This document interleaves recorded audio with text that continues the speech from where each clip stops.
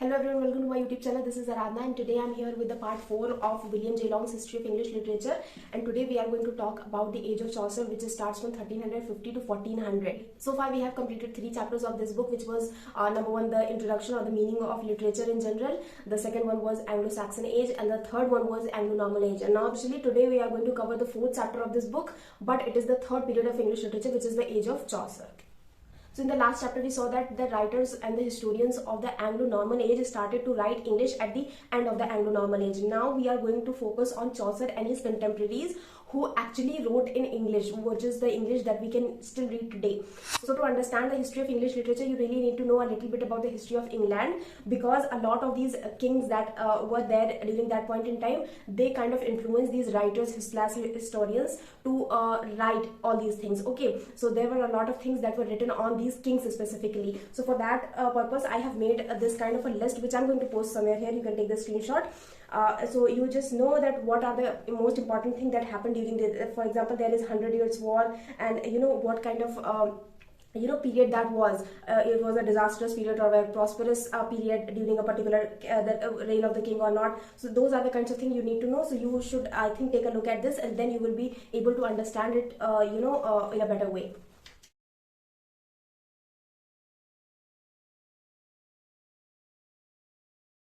So there are 2 things that are very important when we talk about the age of Chaucer. Number 1 is that there were 2 kings during the age of Chaucer. First was Edward III and second was Richard II. Okay, during the time of Edward III, what happened was that there was English national spirit growing in the whole of England, and there was 100 Years War with the French people. Okay, you can say about with the European countries. Okay.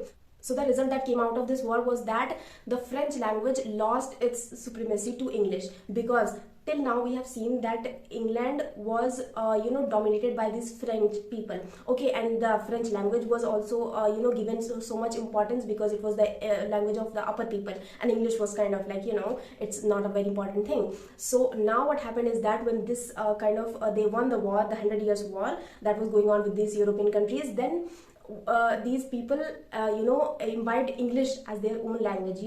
This is kind of like a colonial, if you see that from a colonial perspective, then you will be able to understand it in a better way, that these people kind of gave up their language, they made their own language. Now we have not come to this point till now, because in India English is one of the most spoken language after Hindi.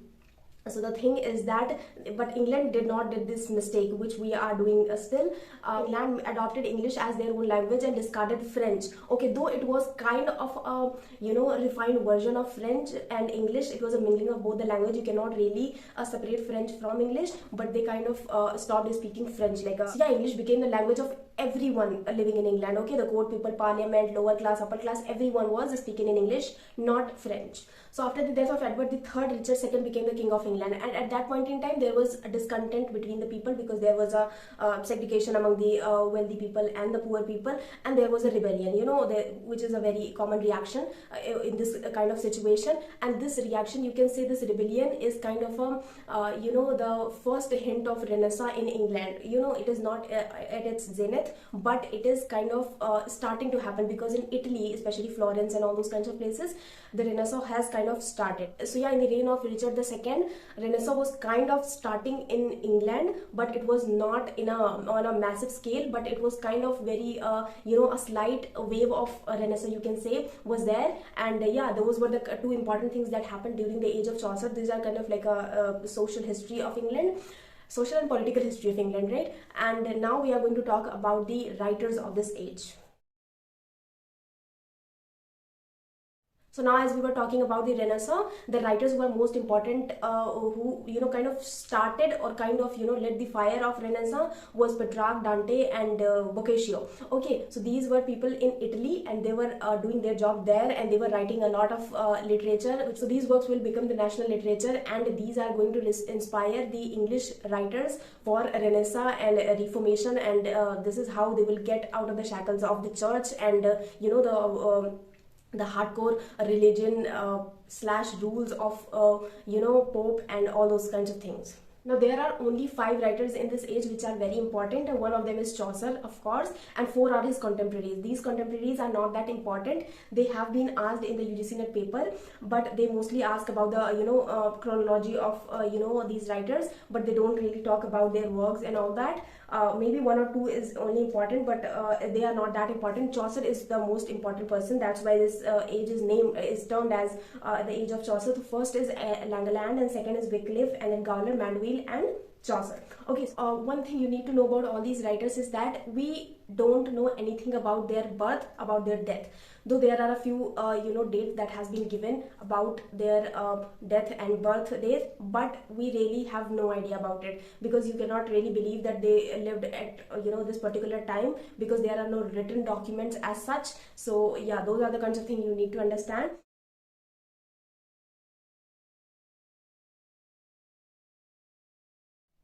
Now, the first writer that we are going to talk about is William Langland. William Langland wrote this only important piece, which is Piers Plowman. This is a kind of a prophecy, and this book has its loyalty to the church. This is the most important thing about this book, is that it is loyal to church, but it also denounces the abuses that were being practiced by the church. So this is a very important thing, because earlier all the people were like very loyal to church, and they were kind of religious fanatics. But here William Langland talks about the abuses of the church as well, and talks about the good things that they are doing. So this is very important from that perspective. He talks about the 7 deadly sins. If you don't know, these are the 7 deadly sins. And yeah, this is the kind of thing that makes Piers Plowman very important, and that is why this is very important from exam perspective as well. Okay, the second writer is John Wycliffe. Wycliffe, we all know, is famous for his translation of the Bible. He's one of the first person to translate the Bible, and that is why he's called as the father of English prose. And after that, his followers took his work of translating the rest of the Bible that he left off. Now, one thing you need to know is that his source for translating the Bible into English was the Latin Vulgate, not the Hebrew or the Greek. Okay, and this was the Bible that is going to become the standard version of the Bible. Okay, after that, all the translations of the Bible are going to be surrounded around this version of the Bible.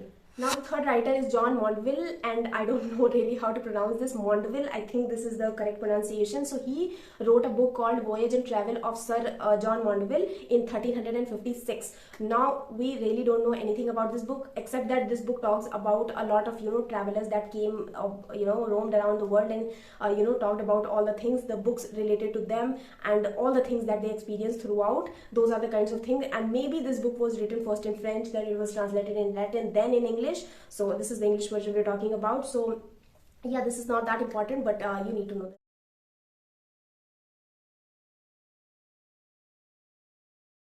So now let's get to our main topic, which is Geoffrey Chaucer. Now, Chaucer's age is divided into 3 periods, which is 30 years, and then 15 years, and then 15. So now Chaucer's age is from 1340 to 1400, which is the age of Chaucer.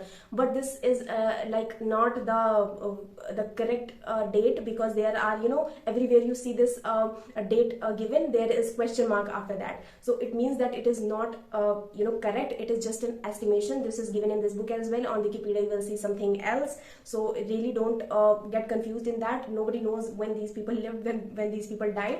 So don't worry about that. Now, Chaucer's age is divided into 3 periods. First is 30 years, then 15 years, then 15 years. Okay, 30, 15, 15. First 30 years is from his boyhood and youth to his becoming a writer. There we see a French influence.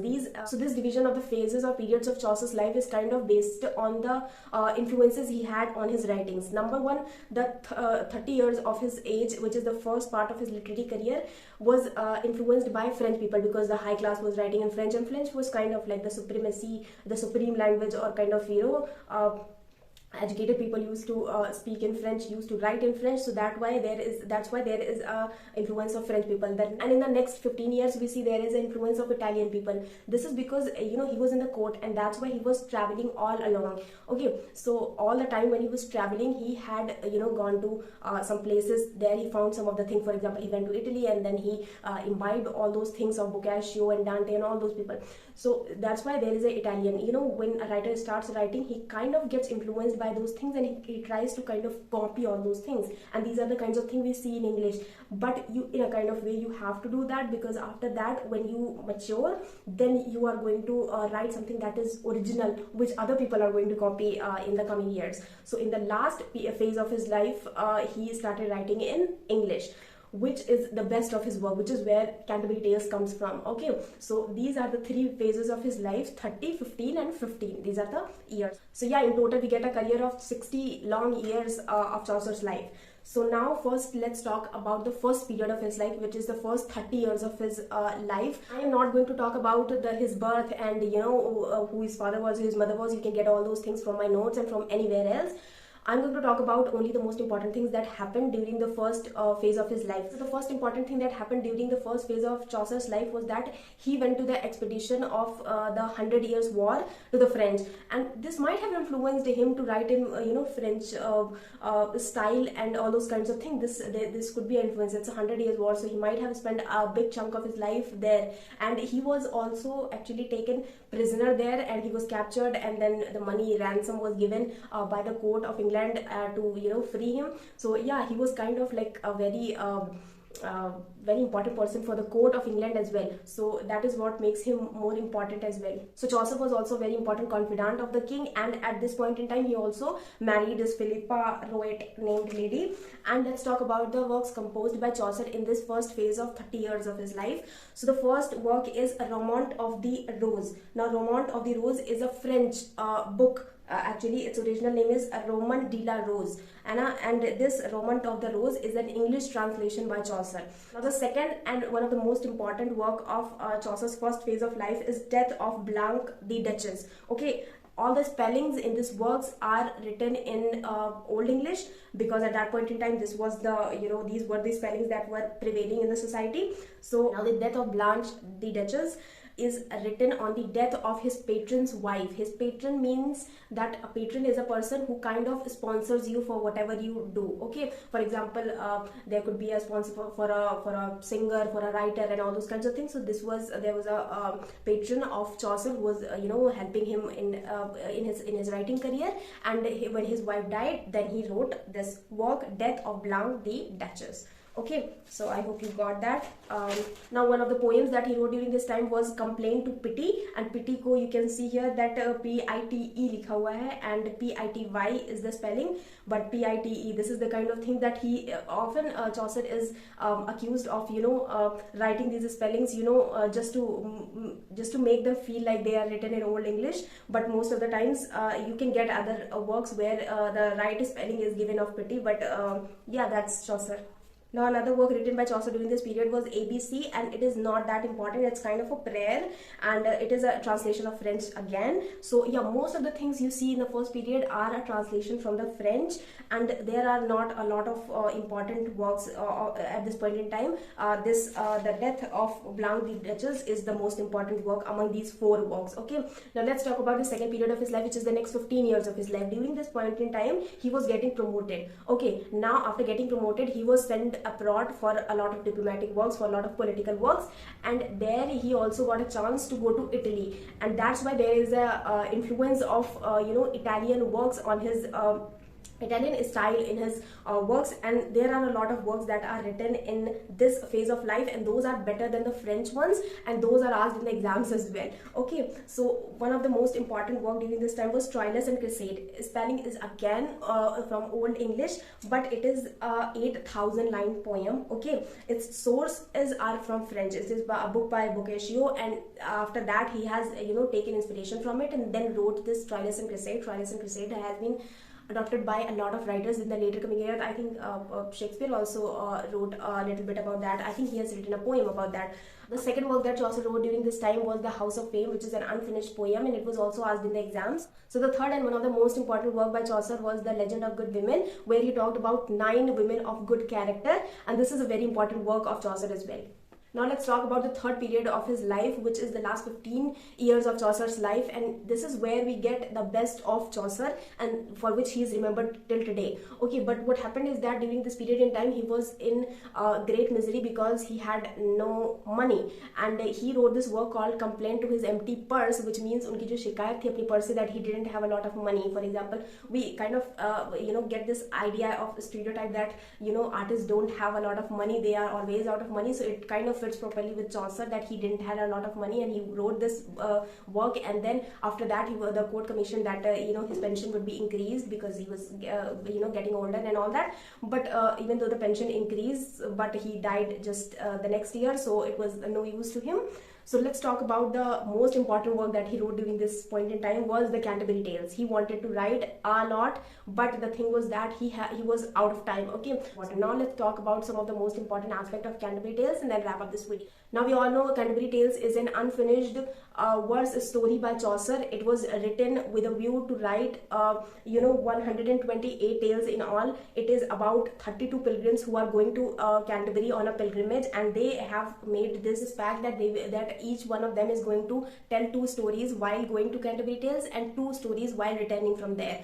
So all in all, they will tell 128 tales. But though Chaucer wanted to write 128 tales, but unfortunately he died after writing just 24 tales, which is a very sad thing for us literature students. But this work established Chaucer's reputation as a storyteller, as the first storyteller and the first modern poet, because earlier people used to write poetry, but it was not comprehensible for everyone, for all the middle class people, for the high class, for the common people, for the poor people. But Chaucer wrote in a way, such a simple way like modern writers do, that it is very comprehensible to everybody.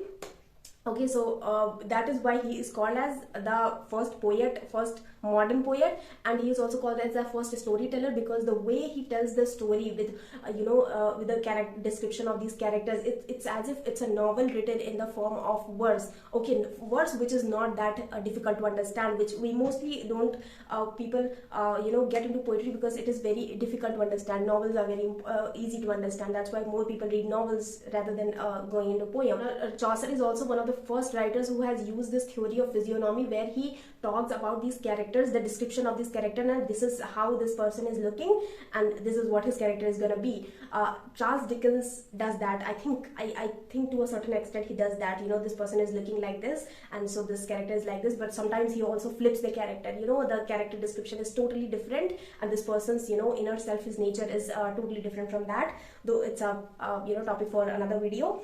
Now, one thing we find similar between Shakespeare and Chaucer, and that is what makes both of them very important, is that they grasped all the material they could get from everywhere, literally everywhere, and they combined the all of those materials, and they made a product that seemed original, though it was not, but it seemed original, and that is where they show their genius of their intellect. Okay, so this is what Shakespeare also did, this is what Chaucer also did. Shakespeare never wrote anything that was truly original, but he wrote in a way that was original. So that is what Chaucer also did, and that is what Shakespeare also did. Maybe Shakespeare got it from Chaucer, it might be a theory, right? But who knows about that. So yeah, those are the kinds of things. Apart from writing such great works, Chaucer also focused on the forms of poetry, and he developed a lot of forms of poetry. Somewhere he wrote in 10-syllable stanzas and 7 and 8. So those are the kinds of things that he also focused on, which most writers, these modern writers don't do that, but Chaucer is one of those writers who developed all those kinds of things. So I have made a note of this, that in which poem did he used what kind of form. So you can just take a screenshot of it. And yeah, that is the end of our video, and this is the end of the 4th chapter. I will be here with the 5th chapter, which is, I think, a very short chapter. It's not that big, it is just a revival of learning, the Renaissance, and it's just 4 pages long. So I will be making a video on that pretty soon. So yeah, I hope you all enjoyed the video. I hope you found it useful. If you did, then subscribe my channel, like this video, share this video with your friends, and yeah, I'll meet you in the next video. Till then, bye bye.